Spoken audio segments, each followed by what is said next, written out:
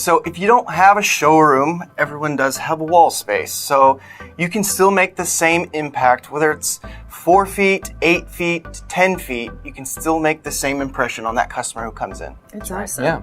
Now, you can also use everyday items that you may already have in your space. You can use empty pallet boxes, stack product on the steps of a ladder. I've seen chairs being used as a shelf.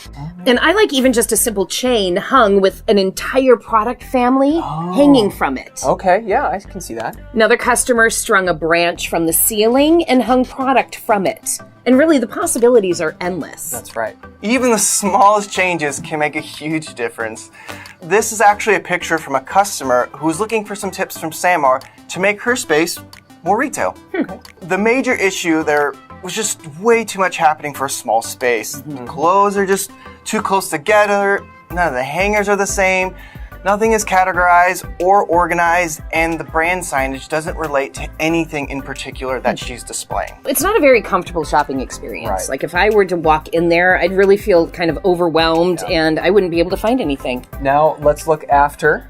What a change. Oh my Look gosh. at that. Yeah. Looks great.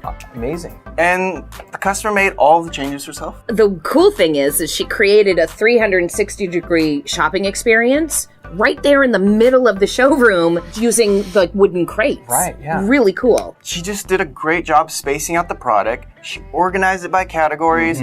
She also used local school colors in the display because nearby there's 2 large schools. Yep. She framed the brand signs, put them with the light product, and she just used a simple coat rack to make showcasing the product more unique instead of kind of the traditional waterfall fixture that you may see on slat wall. She used plumber piping for shelf brackets and hang bars as well. And instead of using traditional slat wall, she used beadboard wall that you can get from Home Depot and then just framed with crown molding to kind of just pull it all together. Wow, it's beautiful.